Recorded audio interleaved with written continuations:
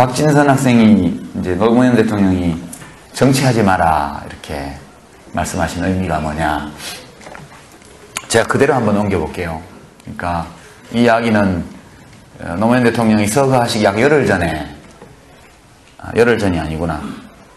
약 한 달 전, 한 4주 정도 전이네요. 그러니까 검찰 출두하시기 열흘 전에 제가 홈페이지에 올리신 글을 보고 놀래가지고 오지 말라 하는데 이제 무작정 봉하마을로 갔습니다. 갔더니 정말 카메라가 수백 대가 그 문 앞에 지키고 있고, 제가 지나가니까 사진 찍는 소리가 매미 울음소리처럼 그렇게 많이 들리는데, 제 평생 그렇게 한꺼번에 많은 카메라가 오는 걸 처음 봤습니다. 예, 제가 갔을 때 이 말씀을 그때도 하셨어요. 근데 이 말씀을 하실 때 이제 어떻게 말씀하셨냐면요, 정치를 위해서 정말 많은 것을 바쳤다. 근데 정치를 왜 하느냐 하면 보통의 사람들이 편안하고 즐겁게 살아갈 수 있도록 하기 위해서 정치를 하는 거다. 근데 보통의 사람들이 편안하고 즐겁게 사는 거는 뭐냐? 애들 낳고 키우고 부모들 잘 모시고 아이들 잘 가르치고 자기 건강 유지하고 이웃과 좋은 관계 갖고 나가고, 다 그런, 여가 생기면 놀러도 가고 그런 거 아니냐는 거예요. 그런 거죠. 딴 거 뭐 있습니까? 근데 보통의 사람들이 그런 평범하고 일상적인 행복을 누릴 수 있는 사회를 만들기 위해서 정치를 하는데, 정작 정치를 하는 사람은 그 정치를 하기 위해서 무엇을 바치느냐? 무엇을 바치느냐를 따지면 손가락이 부족해서 헤아릴 수가 없고, 무엇을 바치지 않았느냐 이렇게 따져보는 게 편한데, 그렇게 따져보면 5손가락으로도 손가락이 남는다. 그렇게 말씀하시죠. 그러니까 보통 사람들의 일상적인 평범한 행복을 위해서 정치를 하는데, 그것을 위해서 정치하는 사람에게서는 그 어떤 일상적 행복도 없는 것, 이것이 정치인 것 같다. 예, 그렇게 그 말씀하시면서 정치하지 말라고 하시더라고요, 저보고. 그리고 이제 아까 세상을 바꿨다고 생각해, 조금이라도 바꿨다고 생각했는데 돌아보니 물을 가르고 달린 것 같다. 돌아보니 모든 것이 원래대로 가 있더라. 이런 말씀도 하셨고, 진짜 세상을 바꾸는 것은 대통령이 할 수 있는 일이 아닌 것 같다. 다른 어떤 일을 통해서 할 수 있는 게 아닌가 싶다. 그런 말씀도 주셨고요. 저한테는 개인적으로 사과농사 얘기를 하셨어요. 감농사. 진영은 단감을 많이 재배하는 곳이기 때문에. 이제 과일 농사를 잘 지으려면 꽃도 따주고 뭐 다 합니다. 봄에 꽃이 너무 많으면 과일이 많이 달리니까요. 수분하면서 꽃을 따주고, 열매가 맺기고 나면 솎아주고, 뭐 가지를 받쳐주는 건 다 합니다. 사과, 복숭아 전부 다. 근데 그런 것도 중요하지만 가장 근본적인 것은 물이 잘 빠지게 하고 물이 잘 들게 하고, 그리고 거름을 잘 줘서 토양을 건강하게 만들고, 이렇게 해야 과일 농사가 잘 될 거다. 대통령은 물 주고 거름 주는 자리는 아닌 것 같다. 그런 것이죠. 그러니까 저보고 당신은 글도 잘 쓰고 강의도 잘 하니까 정치하지 말고 이렇게 대학생들하고 같이 강의도 하고 책도 써서 젊은 사람들하고 대화하고, 희망은 젊은 사람들 뿐이지 않냐. 그러니까 젊은이들과 대화 소통하면서 젊은이들을 일깨우고, 젊은이들을 참여시키고, 이런 일을 하려면 직접 정치를 하는 것보다는 지식인으로 활동하는 게 더 좋지 않겠냐, 이렇게 저한테 말씀하시더군요. 그래서 제가, 대통령님 그러면 그럼 정치는 뭐 못난 사람만 해야 됩니까? 뭐 이상한 사람만 정치해야 됩니까? 이랬더니, 아니 그건 아니고 이미 정치밖에 못할 사람들도 많잖아. 그런 사람들은 정치를 똑바로 해야 되고, 당신은 다른 것도 잘할 수 있으니까 다른 거 하면 되지. 그런, 정치를 근본적으로 부정하는 말씀은 아니고요. 이제 가까운 아끼는 사람들을 볼 때, 당신 자신의 20년의 정치 역정을 돌아볼 때 너무 고통스러웠기 때문에 이제 그런 연민, 이런 것들이 많이 작용해서 그런 말씀 하셨다고 저는 생각합니다. 정치 지망하는 대학생들은 이거 잘 알고 하셔야 돼요. 함부로 뛰어들었다가는 패가망신하는 경우가 부직 있습니다. 그러니까 스스로 삶을 영위할 수 있는 힘을 우선 가져야 돼요. 저도 그래도 글줄이나 쓰니까 밥 먹고 살지, 저한테 글 쓰는 재주마저 없었으면, 또 재주라기보다는 끊임없는 훈련을 통해서 길러진 거긴 합니다만, 그 생계의 수단이거든요. 저한테는 이게 없으면 생활비를 남에게 의지해야 됩니다. 그러다 보면 키다리 아저씨도 있어야 되고요, 우렁이 각시도 있어야 되고, 그래 하다 보면 검찰이 이메일 뒤지면 생활비인지 정치자금인지 구분이 모호하니까 그냥 잡혀가는 거죠. 그것은 참 비참한 일입니다. 자기의 일상적 삶의 물질적인 조건을 만드는 일을 타인에게 의지한다는 것은 인간적으로 너무너무 비참한 일입니다. 제가 정책연구원장으로서 정책연구를 하지만 앞으로 동시에 일 보고 저녁에 이제 어디 가서 또 매일 글을 씁니다. 왜냐하면 1년에 한 권은 책을 내야 아이들 학교도 보내고 저도 먹고 살기 때문에 연구원은 당이 가난해서 봉급이 없으니까요. 이게 고통스럽습니다. 정치인의 일상은. 그래서 결코 밖에서 보는 것처럼 화려하고 그런 것은 아니다.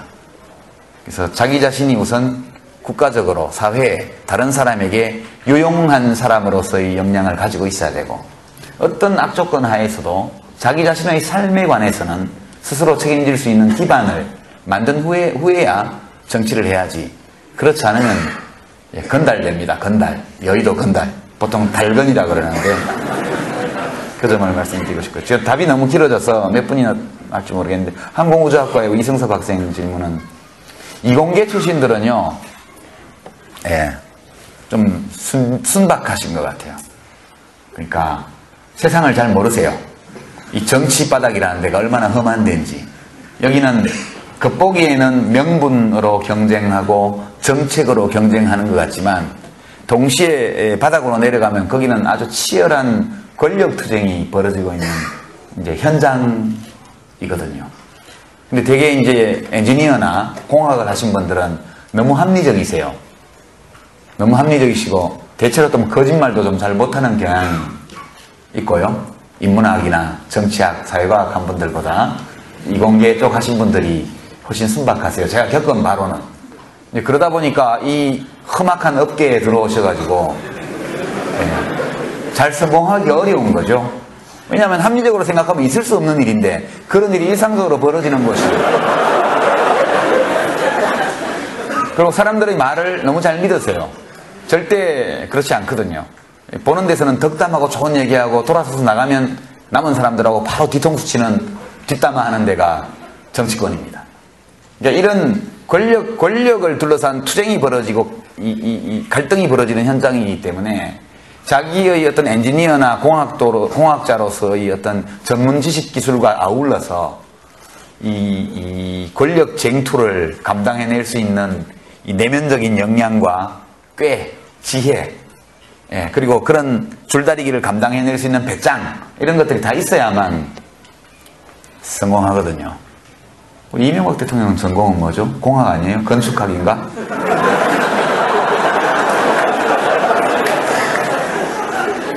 불가능은 없죠?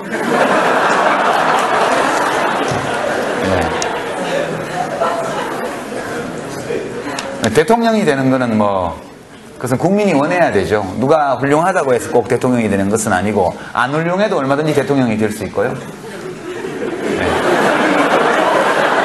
아니 꼭 누구 얘기를 하는 건 아닙니다. 시대적 요구, 어떤 시점에서 국민들의 소망 이런 것들이 어떤 사람을 대통령으로 밀어올리는 겁니다. 노무현 대통령도요. 그렇게 인격적으로 너무너무 훌륭하고 완벽하시고 이래서 대통령이 되신 게 아니에요. 그 시기에 국민들이 소망하는 어떤 것 그것과 노무현 대통령이 정치인으로서 가지고 있던 것 사이에 공명이 일어났기 때문에 짧은 기간에 지지율이 올라가고 우여곡절 거치면서 대통령이 되셨던 거고요. 우리 이명박 대통령도 2년 반 대통령 되시기 2년 전부터 이미 대통령이었잖아요. 지지율 1위. 그것은 국민의 소망이 만들어낸 겁니다. 다른 거 다 못해도 좋아. 걸레라도 괜찮아. 상만 잘 닦으면 돼. 그러니까 다른 거 다 못해도 돼. 경제성장만 하면 돼. 경제발전만 하면 돼. 그래서 그거 하나 바라보고 대통령으로 뽑았잖아요. 요새 한나라당 입장이 좀 바뀌었던데 한나라당 어느 의원님이 걸레로 식탁 닦으면 손님 오겠냐.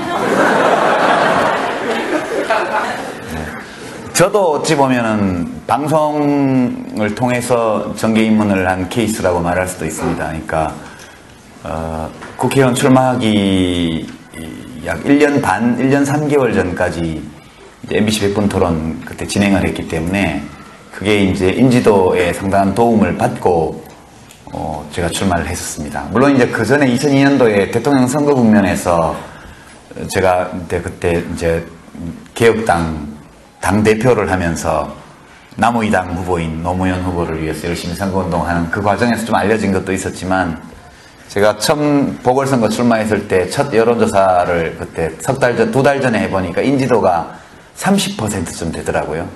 유시민 알아요? 물어보면 네 알아요 이렇게 하는 사람이 13. 정치 신인으로서는 어마어마하게 높은 인지도를 가지고 정치를 시작을 했습니다. 이건 뭐 그냥 훌륭한 아나운서나 방송인들은, 저는 원래 방송인은 아니니까 계속 그 길을 가는 것도 저는 무척 좋다고 봐요.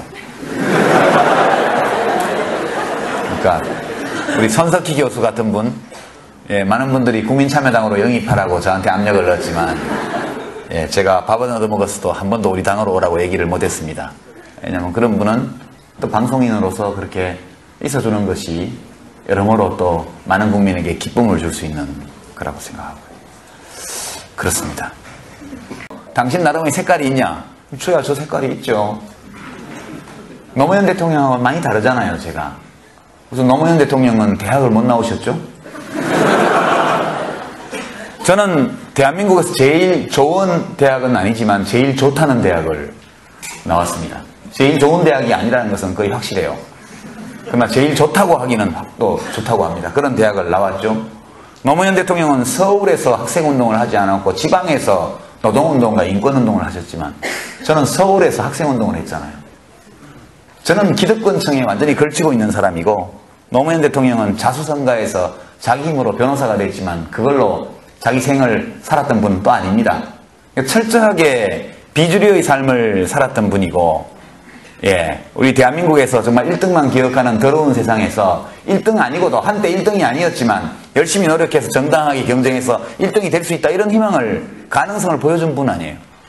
그분의 삶에는 감동이 진하게 있죠. 그렇지만 제 삶에는 그런 게 별로 없잖아요. 그것도 굉장히 큰 차이죠. 그리고 노무현 대통령은 이렇게 좀 깔보는 사람은 많았지만 미워하는 사람은 별로 많지 않았어요. 저는 사람들이 노무현이라는 정치인을 깔보는 거에 매우 화가 났었고, 그 당시에. 저는 미워하는 사람은 많지만 깔보는 사람은 별로 없어요. 많이 다르죠? 굉장히 많이 다릅니다. 그리고 저는 노무현 대통령의 참모였던 적도 없고, 개인 참모, 가신이었던 적도 없고, 저는 노무현 대통령이 되기 전에는 자원봉사자였고, 대통령이 되신 후에는 1년 반 동안 내각에서 부하로 일을 했습니다. 한 번도 노무현 대통령이 개인 참모들이 모이는 자리에 저를 부르셨던 적이 단 한 번도 없습니다. 서로 간에 그렇게 묵시적으로 합의되어 있던 관계였었고요. 제가 일방적으로 노무현 대통령을 좋아해서 따랐던 케이스입니다. 제가 하도 좋아하니까 대통령도 자기 좋다는 사람 싫어할 일은 없으니까, 그래 니네 좋아해서 고맙다 이래서 가끔 불러서 일도 시켜주시고 그랬던 관계거든요. 근데 제가 지금 아까 장광현 학생 질문과 김경환 학생 질문을 전체적으로 다 묶어서 이렇게 얘기를 한다면 이런 말씀을 드릴 수 있습니다. 이제 제가 얼마 전에 한겨레 신문 나 그만 볼란다 그랬다가 욕 되게 먹었어요. 여러분 그 사건 아시죠? 한겨레 신문 직설란에 노무현 관장사 그만해라 이렇게 낸 걸 보고 제가 너무 화가 나서, 이게 트윗의 문제인데요, 그죠? 수다 떠는 거니까 옆에 앉은 사람한테 야 정말 개떡 같아 한겨레 신문 끊을까봐 이렇게 얘기하듯이, 제가 어디 지방 강연 갔다가 그 모텔에서 자면서 거기 인터넷 하다가 그 기사를 온에서 보고 너무 화가 나서 순간적으로 이성을 상실해서, 마침 그때 트윗도 같이 열어놓고 있었기 때문에 적었다가 진짜 혼났거든요. 정치하는 사람이 저렇게 현명치 못하죠. 그죠? 제가 항의한 것은 그 말을 제목으로 뽑아서 크게 쓴 한겨레 편집 담당자들의 무감각, 무신경 내지 살아계실 때 그만큼 함부로 대했으면 됐지, 돌아가시고 나서까지도 이렇게 함부로 대하냐, 이런 욱하는 심정, 이런 게 너무 들어서 그렇게 트윗에 글을 올렸다가 나중에 휴 다행이다 친구하고 뭐 절연 안 해도 된다 다시 한겨레 신문 본다는 얘기입니다. 사실 저희 집에 보는 거는 저희 집사람 이름으로 보고 있어서 제가 끊지도 못해요. 근데 그래서 어떤 친구가 그 직설을 했던 한홍구 씨가 저보고 뭐라 하더라고요. 사실 그런 게 아니었다. 그래서 제가 뭐라고 대답했냐면, 사석에서 있었던 일인데, 야, 나 좀 봐주라. 나는 지금 치료가 필요한 사람이잖아. 그리고 한겨레 신문에 전화해서 욕하고 신문 끊겠다고 욕한 사람들도 좀 봐주라. 그 사람들도 전부 나처럼 치료받아야 될 사람이잖아. 그러니까 어떤 소중한 어떤 대상을 갑자기 상실하고, 그리고 그에 대한 죄책감과 분노, 원망 이런 감정들이 아직 다 사라지지 않았고, 아직도 추도의 기간이 끝나지 않았고, 운명이다, 원망하지 마라 했지만 아직도 우리 마음속에 누구라고 꼭 집어서 말하기 어려운 그런 원망이 있는 것이 노무현 대통령을 진짜 좋아하는 사람들의 마음의 상태고, 이런 급작스러운 어떤 사랑하는 대상의 상실이라는 것은 그 사람의 마음속에 엄청난 병을 불러 옵니다. 사실 그 트윗에 그 글을 올린 나도 치유가 필요하고 치료를 받아야 될 사람이고, 아무도 우리를 치료해 주지 않기 때문에 그냥 우리끼리 위로하면서 상처를 달래고 있는 중이었다. 근데 그때 그런 얘기가 나오니까 나도 모르게 그렇게 했는데 진짜 현명치 못하고 그랬다는 거 다 안다. 그렇게 신문에 칼럼으로 현명치 못하다고 꾸지람하고 혼장질 하지 않아도 우리 스스로 다 알고 있다. 실제 한겨레 신문 끊지도 않았다. 그러니까 정상이 아니죠. 저도 건강한 상태가 아닙니다, 마음이. 그래서 되도록 정치적으로 안 나오려고 한동안 집거를 했었고요. 그리고 이제 좀 적절한 비유는 아닌데, 옛날 우리 속담에 때리는 CM이 말리는 시누이, 그 속담 있죠? 때리는 CM이보다 말리는 시누이가 더 밉다. 그런 겁니다.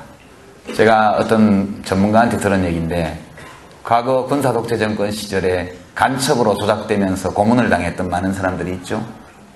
이분들이 지금 재심을 청구해서 무죄 선고를 다 받고 있는데, 이분들이 가장 격렬한 분노를 터뜨리는 대상이 누군지 아십니까?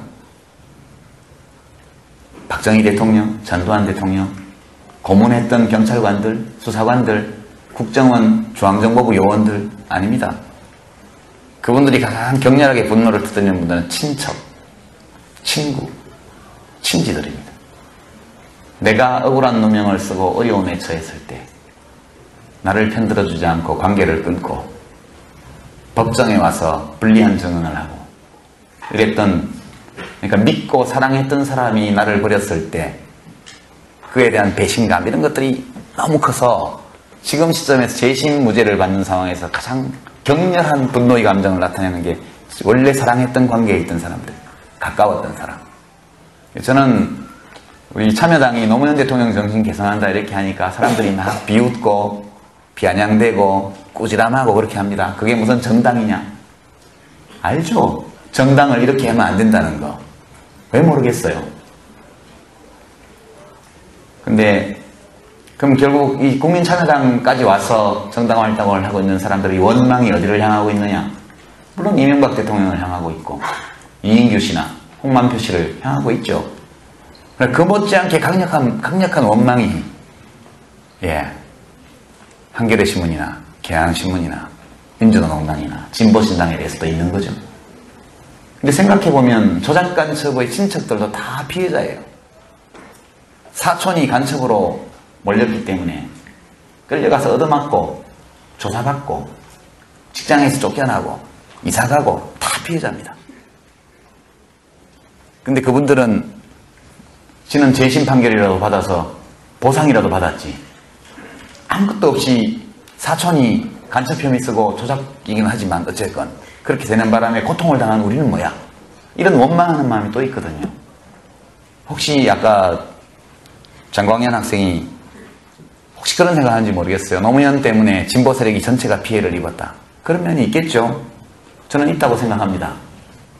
그러니까 노무현 대통령을 사랑했던 사람들, 사랑하는 사람들한테는 그 사람들에 대한 소위 자칭 진보 세력, 진보 언론, 진보 지식인에 대한 분노가 있습니다. 그 사람들이 적극적으로 못된 짓을 해서가 그런 것이 아니라 우리 대통령이 억울하게 잘못한 것 이상 심하게 당하고 있을 때 그래도 공정하게 객관적으로 뭔가를 최소한 편은 들어주지 않더라도 중립적으로라도 해줬으면 좋았을 텐데 같이 돌을 던졌지 않냐 이런 원망이 있죠. 그러나 또한 민주노동당이나 진보신당이나 진보 언론들이나 진보 지식인들은 노무현이 진보를 표방하는 바람에 우리까지 다 욕 얻어먹었고 다 망했다. 우리가 더 피해자다. 이런 생각이 있겠죠. 그죠? 저는 그럴 수 있다고 생각합니다. 근데 지금 이 자리가 그런 얘기를 하기에 적합한지는 모르겠으나 제가 가는 곳마다 이 질문에 부딪힙니다. 참여정부의 과오에 대해서 반성해라. 이명박을 탄생시킨 건 노무현 아니냐. 논리적으로는 맞는 말이죠. 그러니까 그 이면에 깔려있는 감정이 무엇이냐. 저에게 그 말을 하는 분들의 감정 속에는 노무현 때문에 우리가 피해를 입었다는 원망이 있고 분노가 있습니다. 제 마음 속에는 많은 노무현 대통령을 사랑했던 사람들, 국민참여당의 당원들과 마찬가지로 그분들이 노무현 대통령에 대한 부당한 수사가 진행되고 있을 때 단 한 차례도 객관적인 입장에서 헌법의 원리에 따른 옹호조차 안 해줬다. 노무현 대통령의 전직 대통령으로서의 명예를 지켜주지 않은 것은 물론이고 한 시민으로서의 기본권조차 그것이 짓밟히고 있을 때 그것을 지적한 사람이 없었지 않냐. 이런 원망이 또한 있는 것이거든요. 이것은 제가 심리학자라면 한번 연구해볼 만한 가치가 있는 엄청난 사회적 현상이라고 저는 생각합니다. 아무도 이 얘기에 대해서 더 꺼내지 않고 빙빙 돌려가면서 얘기를 하고 있지만 현재 진보 진영의 여러 세력 안에는 노무현 대통령의 삶과 죽음, 그분의 정치, 그분의 유산이 무엇인가 이것을 둘러싼 심각한 정서적, 심리적 앙금 또는 대립 이런 것들이 지금 쫙 깔려 있습니다. 이 문제를 살아있는 우리가 넘어서지 못한다면 대한민국 진보에는 미래가 없다. 저는 그렇게 생각하고요. 정치 지망하는 대학생들은 이거 잘 알고 하셔야 돼요. 함부로 뛰어들었다가는 패가망신하는 경우가 부직 있습니다. 스스로 삶을 영위할 수 있는 힘을 우선 가져야 돼요.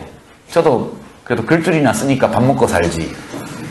저한테 글 쓰는 재주마저 없었으면, 또 재주라기보다는 끊임없는 훈련을 통해서 길러진 거긴 합니다만 그 생계의 수단이거든요. 저한테는. 이게 없으면 생활비를 남에게 의지해야 됩니다. 그러다 보면 키다리 아저씨도 있어야 되고요. 우렁이 각시도 있어야 되고, 그래 하다 보면 검찰이 이메일 뒤지면 생활비인지 정치자금인지 구분이 모호하니까 그냥 잡혀가는 거죠. 그것은 참 비참한 일입니다. 자기의 일상적 삶의 물질적인 조건을 만드는 일을 타인에게 의지한다는 것은 인간적으로 너무너무 비참한 일입니다. 제가 정책연구원장으로서 정책연구를 하지만 앞으로 동시에 일 보고 저녁에 이제 어디 가서 또 매일 글을 씁니다. 왜냐하면 1년에 한 권은 책을 내야 당신은 글도 잘 쓰고 강의도 잘 하니까 정치하지 말고 이렇게 대학생들하고 같이 강의도 하고 책도 써서 젊은 사람들하고 대화하고, 희망은 젊은 사람들 뿐이지 않냐. 그러니까 젊은이들과 대화 소통하면서 젊은이들을 일깨우고 젊은이들을 참여시키고 이런 일을 하려면 직접 정치를 하는 것보다는 지식인으로서 활동하는 게 더 좋지 않겠냐 이렇게 저한테 말씀하시더군요. 그래서 제가 대통령님 그럼 정치는 뭐 못난 사람만 해야 됩니까? 뭐 이상한 사람만 정치해야 됩니까? 이랬더니 아니 그건 아니고 이미 정치밖에 못할 사람들도 많잖아. 그런 사람들은 정치를 똑바로 해야 되고 당신은 다른 것도 잘할 수 있으니까 다른 거 하면 되지. 그런 정치를 근본적으로 부정하는 말씀은 아니고요. 이제 가까운 아끼는 사람들을 볼 때 당신 자신의 20년의 정치 역정을 돌아볼 때 너무 고통스러웠기 때문에 이제 그런 연민 이런 것들이 많이 작용해서 그런 말씀하셨다고 저는 생각합니다. 그리고 이제 아까 세상을 바꿨다고 생각해, 조금이라도 바꿨다고 생각했는데 돌아보니 물을 가르고 달린 것 같다. 돌아보니 모든 것이 원래대로 가 있더라. 이런 말씀도 하셨고, 진짜 세상을 바꾸는 것은 대통령이 할 수 있는 일이 아닌 것 같다. 다른 어떤 일을 통해서 할 수 있는 게 아닌가 싶다. 그런 말씀도 주셨고요. 저한테는 개인적으로 사과농사 얘기를 하셨어요. 감농사. 진영은 단감을 많이 재배하는 것이기 때문에. 이제 과일 농사를 잘 지으려면 꽃도 따주고 다 합니다. 봄에 꽃이 너무 많으면 과일이 많이 달리니까요. 수분하면서 꽃을 따주고, 열매가 맺히고 나면 솎아주고, 가지를 받쳐주는 건 다 합니다. 사과, 복숭아 전부 다. 근데 그런 것도 중요하지만 가장 근본적인 것은 물이 잘 빠지게 하고 물이 잘 들게 하고, 그리고 거름을 잘 줘서 토양을 건강하게 만들고 이렇게 해야 과일 농사가 잘 될 거다. 대통령은 물 주고 거름 주는 자리는 아닌 것 같다. 그런 것이죠. 그러니까 저보고 편안하고 즐겁게 살아갈 수 있도록 하기 위해서 정치를 하는 거다. 근데 보통의 사람들이 편안하고 즐겁게 사는 거는 뭐냐? 애들 낳고 키우고 부모들 잘 모시고 아이들 잘 가르치고 자기 건강 유지하고 이웃과 좋은 관계 갖고 나가고 다 그런 여가 생기면 놀러도 가고 그런 거 아니냐는 거예요. 그런 거죠. 딴 거 뭐 있습니까? 보통의 사람들이 그런 평범하고 일상적인 행복을 누릴 수 있는 사회를 만들기 위해서 정치를 하는데 정작 정치를 하는 사람은 그 정치를 하기 위해서 무엇을 바치느냐? 무엇을 바치느냐를 따지면 손가락이 부족해서 헤아릴 수가 없고 무엇을 바치지 않았느냐 이렇게 따져보는 게 편한데 그렇게 따져보면 5손가락으로도 손가락이 남는다. 그렇게 말씀하시죠. 그러니까 보통 사람들의 일상적인 평범한 행복을 위해서 정치를 하는데 그것을 위해서 정치하는 사람에게서는 그 어떤 일상적 행복도 없는 것, 이것이 정치인 것 같다. 예, 그렇게 그 말씀하시면서 정치하지 말라고 하시더라고요. 이제 박진선 학생이 이제 노무현 대통령이 정치하지 마라 이렇게 말씀하신 의미가 뭐냐? 제가 그대로 한번 옮겨볼게요. 그러니까 이 이야기는 노무현 대통령이 서거하시기 약 열흘 전에, 열흘 전이 아니구나. 약 한 달 전, 한 4주 정도 전이네요. 그러니까 검찰 출두하시기 열흘 전에 제가 홈페이지에 올리신 글을 보고 놀래가지고 오지 말라 하는데 이제 무작정 봉하마을로 갔습니다. 갔더니 정말 카메라가 수백 대가 그 문 앞에 지키고 있고 제가 지나가니까 사진 찍는 소리가 매미 울음소리처럼 그렇게 많이 들리는데 제 평생 그렇게 한꺼번에 많은 카메라가 오는 걸 처음 봤습니다. 예, 제가 갔을 때 이 말씀을 그때도 하셨어요. 근데 이 말씀을 하실 때 이제 어떻게 말씀하셨냐면요. 정치를 위해서 정말 많은 것을 바쳤다. 근데 정치를 왜 하느냐 하면 보통의 사람들이